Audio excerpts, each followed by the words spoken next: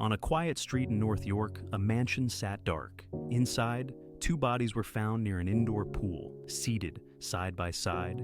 Barry Sherman was one of the richest men in Canada. Honey Sherman was known across the city for her philanthropy. There was no forced entry, no note, no clear explanation. And yet, almost immediately, a conclusion began to form.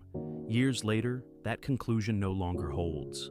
The house is gone, the case is not, and no one has been charged.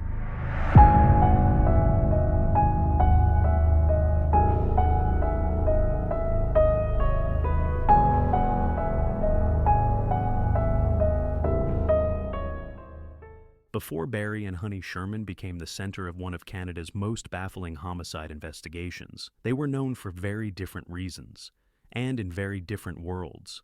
Barry Sherman built his fortune quietly, but relentlessly. He was the founder and longtime head of Apotex, a pharmaceutical company that grew into one of the largest producers of generic drugs in the world. He was known as brilliant, stubborn, and fiercely competitive. People who worked with him often described him as difficult, but effective. Barry was private to the point of secrecy. He avoided attention. He didn't enjoy the spotlight. And despite his wealth, he lived with a level of personal austerity that surprised even those closest to him. Honey Sherman was different. She was social, visible, deeply involved in Toronto's philanthropic and cultural circles. Honey served on boards. She attended galas. She fundraised aggressively for causes she believed in. In many rooms across the city, she was the more recognizable of the two. They were married for more than 4 decades. They raised 4 children together. And from the outside, they appeared to share a life built on success, influence, and stability.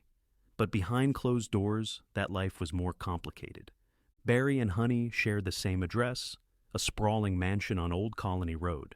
But they did not share the same routines, the same social calendar, or even, at times, the same emotional space. The house itself reflected that divide, large, quiet, segmented. It was a place where 2 very different lives ran in parallel. In the months leading up to their deaths, Barry was still deeply involved in business. Legal disputes followed him. Corporate pressures surrounded Apotex. None of it was unusual for a man who had spent decades fighting competitors and regulators alike. Honey, meanwhile, remained focused on her charitable work and social commitments. She was planning events. She was active. She was visible. Nothing about their public lives suggested an ending was imminent. And yet, on December 15th, 2017, both of those lives ended in the same basement, in the same room, under circumstances that would raise questions no amount of money or influence could answer. On the morning of December 15th, 2017, the Sherman residence on Old Colony Road was supposed to be empty. The home was listed for sale. Barry and Honey Sherman were believed to be away. Just before noon, real estate agents arrived to show the property to prospective buyers. They entered the house expecting silence. What they found instead was something that didn't immediately make sense. In the lower level of the home, near the indoor swimming pool, they saw 2 figures. At first, the scene was confusing, still, unmoving. Barry and Honey Sherman were seated side by side on the pool deck. Each had a belt looped around their neck. The belts were attached to a low railing behind them. There was no sign of forced entry into the home, no broken doors, no shattered windows. Police were called at 11:44 a.m. When officers arrived, they confirmed that both Barry and Honey Sherman were deceased. They were 75 and 70 years old. The scene offered no obvious explanation. There was no weapon nearby, no suicide note, no clear sign of a struggle. To experienced investigators, the positioning of the bodies stood out immediately. They were upright, seated, placed in a way that appeared deliberate. Post-mortem examinations would later determine that both deaths were caused by ligature neck compression, strangulation. But on that first day, none of that context was public. What was visible, almost immediately, was uncertainty. Police described the deaths as suspicious. Homicide detectives were brought in, and yet, outside the house, a narrative was already beginning to form. Reporters gathered on the quiet street. Neighbors watched from behind windows and hedges. Within hours, speculation filled the absence of facts. The unusual nature of the scene invited explanation, and in the absence of answers, assumptions rushed in to fill the gap. What mattered most, in those first hours, was not just what investigators knew, but what they didn't. Because once a story takes hold, even temporarily, it can be difficult to undo. And for this case, that story would shape everything that followed. In the hours and days after the Shermans were found, police were careful with their language. They described the deaths as suspicious, said the investigation was ongoing, and avoided firm conclusions. There was no official explanation offered and no clear theory put forward, at least not publicly. But outside those official statements, another idea began to circulate. Quietly at first, then louder. Murder-suicide. It wasn't announced in a press conference, and it wasn't written into any charge, but it appeared in headlines, commentary, and conversations almost immediately, filling the silence left by unanswered questions. The unusual positioning of the bodies invited that assumption.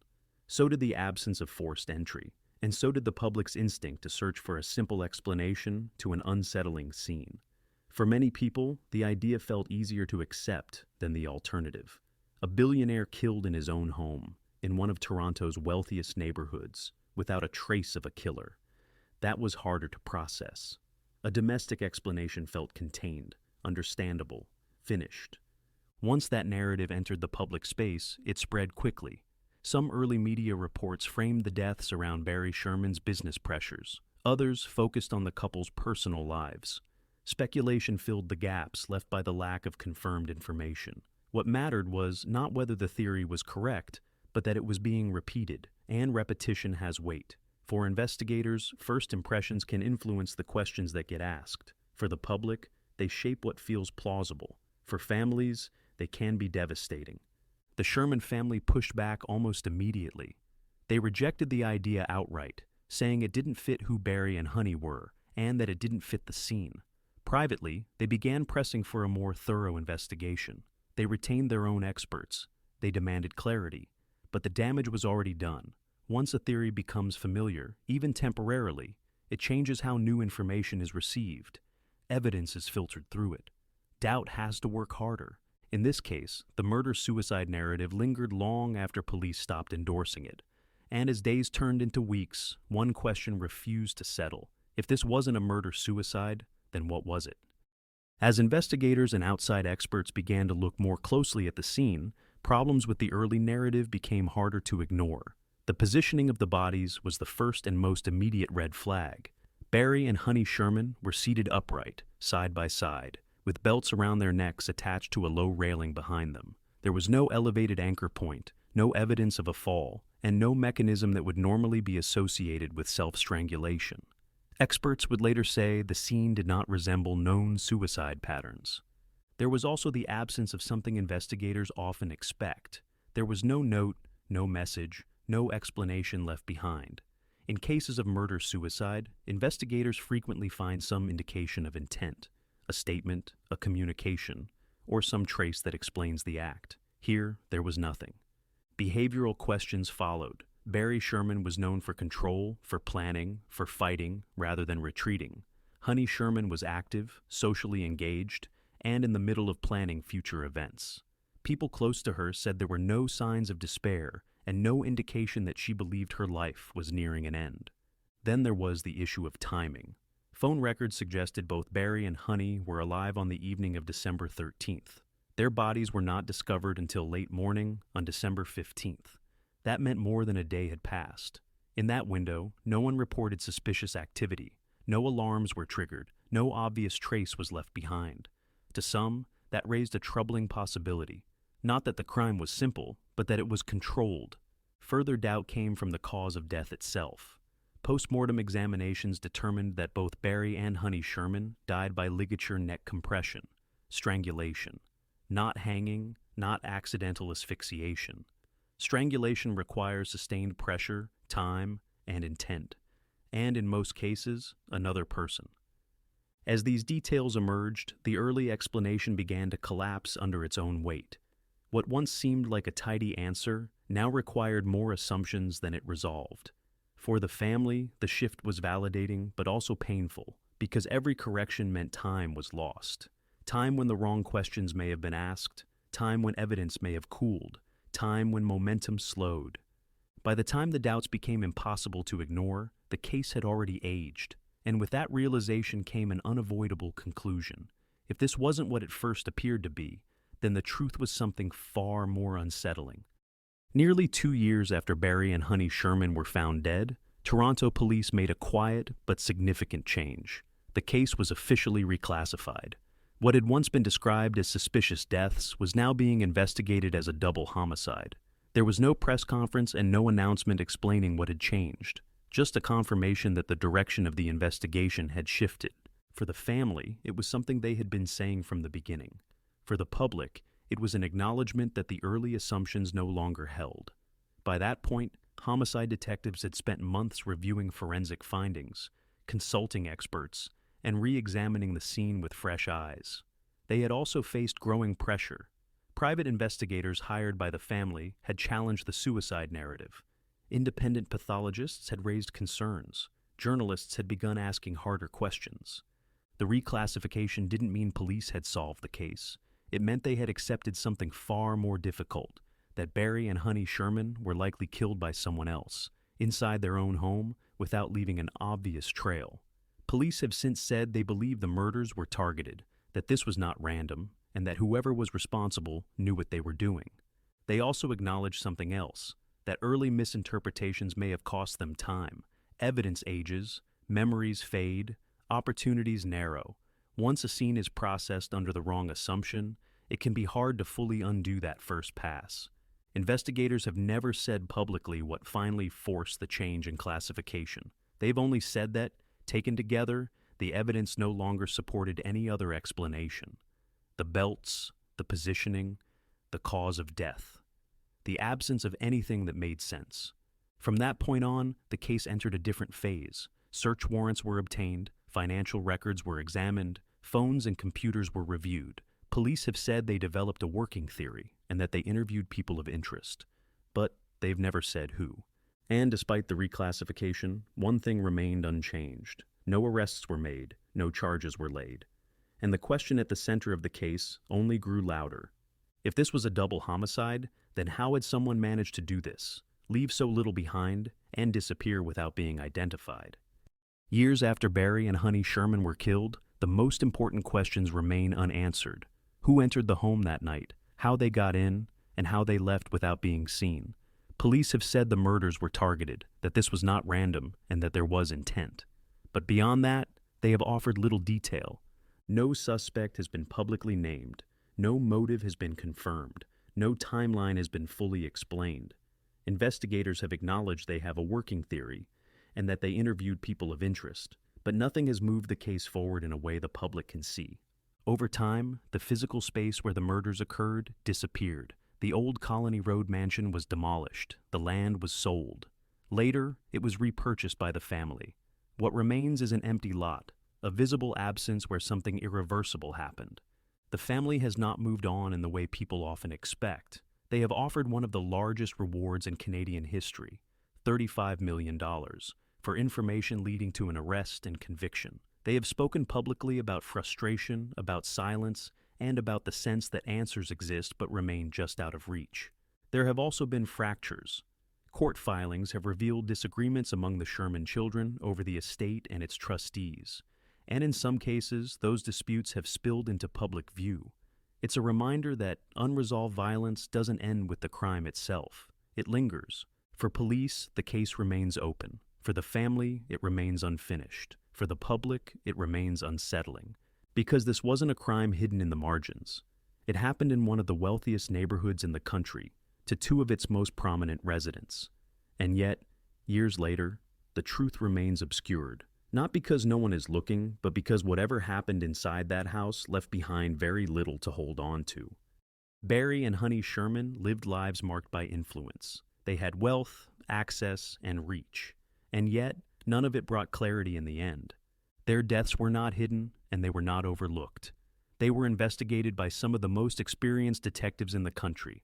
Still, the case remains unresolved. The house where they died is gone. The physical evidence has aged. And time has created a distance that no amount of money can fully close. What remains is uncertainty, not the kind that comes from lack of effort, but the kind that settles in when answers refuse to surface, no matter how many times the questions are asked. For the Sherman family, justice is still unfinished. For investigators, the case is still open. For the public, it's a reminder that even the most powerful lives can end without explanation, and that sometimes the truth doesn't disappear all at once. It fades quietly, leaving behind a story that refuses to be closed. Hi everyone, welcome back to Northern Dark. This episode is just surrounded in mystery. Every time we finish an episode where it remains unsolved, it makes you think of the family and the lack of closure to properly grieve the death of their loved ones. This case remains a mystery like it did the first time I read about it online. You're right. There's something about this case that never really lets you settle. Even after years of coverage, it still feels unfinished in a very specific way. And it's not just because it's unsolved. We cover unsolved cases all the time. This one feels stalled, like the story stopped mid-sentence. That's a good way to put it. Two people with enormous visibility, resources, connections, and still no resolution. That challenges a lot of assumptions people carry about how justice works. Especially when you remember how quickly the narrative formed at the beginning, before the facts were fully in. And how hard it is to undo that once it's out there. That's the part I kept thinking about while we were recording. The family pushed back almost immediately. They were very clear. They said, "Our parents shared an enthusiasm for life and commitment to their family and community totally inconsistent with the rumors regrettably circulated in the media." That's a strong statement, and it came early. It did. And it's one of those moments where you realize the family wasn't just grieving, they were also fighting a story they didn't recognize. And that fight didn't end quickly. It stretched on for years. Court filings, public speculation, silence from police, and eventually, even tension within the family becoming public.